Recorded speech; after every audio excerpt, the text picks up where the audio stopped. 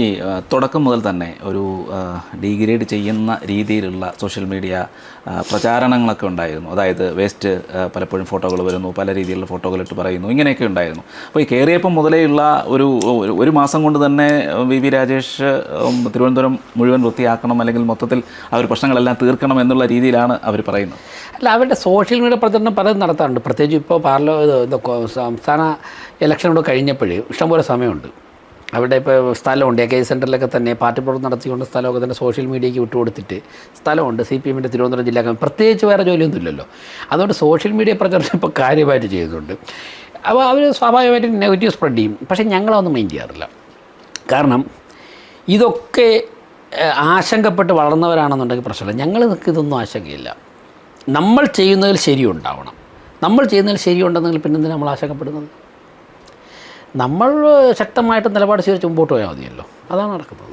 ഒരു ബിൽഡിങ്ങുമായി ബന്ധപ്പെട്ട് അവിടെ പോയി സംസാരിക്കുകയൊക്കെ ചെയ്യുന്നല്ലോ. അപ്പോൾ അവിടെ എന്താണ് അത്രയും രീതിയിൽ ആ ഒരു കെട്ടിടം തകർന്ന് വീഴുന്നൊരു സാഹചര്യമൊക്കെ ഉണ്ട്? വിഴിഞ്ഞത്താണ്. അതെ അതെ. അല്ല, അവിടുത്തെ ഒരു പ്രശ്നം അത് ഗൗരവമായ ഒരു പ്രശ്നമാണ്. അതായത് അത് ഒരു കേന്ദ്ര സംസ്ഥാന സർക്കാരുകളുടെയും കോർപ്പറേഷൻ്റെയും ഫണ്ട് ഉപയോഗിച്ച് സാധാരണക്കാരായ ജനങ്ങൾക്ക് നിർമ്മിച്ചു കൊടുത്തൊരു ഫ്ലാറ്റാണ്. അവിടെ ഞാൻ മനസ്സിലാക്കുന്ന 360 കുടുംബങ്ങളാണ് താമസിക്കുന്നത്.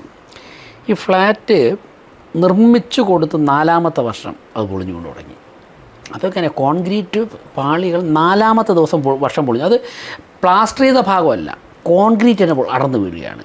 കമ്പി ദ്രവിച്ച് വീഴുകയാണ്. കമ്പി പൊട്ടി ഇങ്ങനെ നാടുകയാണ് കോൺക്രീറ്റ് 4-ാമത്തെ വർഷം.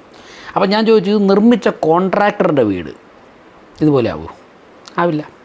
എന്നാൽ ഇതിൻ്റെ തൊട്ടടുത്ത് അത് കടൽപ്പുറമാണ്, ഉപ്പ് രസമുള്ള കാറ്റടിക്കുന്ന സ്ഥലമാണ്. അപ്പോൾ അതിനുള്ള തയ്യാറെടുപ്പ് കൂടി ഉണ്ടാവണമായിരുന്നു. അതിൻ്റെ തൊട്ടടുത്ത് ഞാൻ മറ്റൊരു വീട്ടിൽ പോയി. നമ്മളിപ്പോഴത്തെ അവിടുത്തെ കൗൺസിലർ വാടകയ്ക്ക് താമസിക്കുന്നൊരു വീടാണ്. ആ വീട് വെച്ചിട്ട് 60 വർഷമായി. ഒരു പ്രശ്നമില്ല. എന്നോട് തൊട്ടടുത്ത വീടാണ്. അപ്പോൾ ഇവിടെ 2 വയസ്സും 3 വയസ്സുള്ള കുട്ടികളിങ്ങനെ ഇഴയുകയാണ്. അവരുടെ മുകളിൽ അടർന്ന കോൺക്രീറ്റ് പാളികളിരിക്കുന്നു. ഒരു വീട്ടമ്മയുടെ മുകളിലൂടെ കോൺക്രീറ്റ് പാളി വീണ് സ്റ്റിച്ച് ഇട്ടു. അപ്പം 360 കുടുംബങ്ങൾ എന്ന് പറയുമ്പോൾ 10,000-1500 പേർ തിങ്ങിപ്പാർക്കുന്ന സ്ഥലത്ത് ഇങ്ങനെ ഗവൺമെൻറ് പണം ഉപയോഗിച്ചൊരു ഫ്ലാറ്റ് നിർമ്മിച്ചു കൊടുക്കുമ്പോൾ അതിങ്ങനെ പൊളിഞ്ഞു വീണ് തുടങ്ങിയാൽ അവസ്ഥ അന്വേഷിക്കണ്ടേ, അത് കണ്ടുപിടിക്കണ്ടേ? അതിനുള്ളൊരു തയ്യാറെടുപ്പത്തിന് മുന്നൊരുക്കത്തിലുമാണ് ഞങ്ങൾ. ഇതുമായി ബന്ധപ്പെട്ടുള്ള അന്വേഷണങ്ങൾ എന്തെങ്കിലും തുടങ്ങിയിട്ടുണ്ടോ? ചർച്ചയുണ്ട്, ഗൗരവമായ ചർച്ചയുണ്ട്. അടുത്ത ദിവസങ്ങളിൽ തന്നെ അത് പറയും. ഇതുമായി ബന്ധപ്പെട്ടുള്ള തീർച്ചയായിട്ടും പറയും.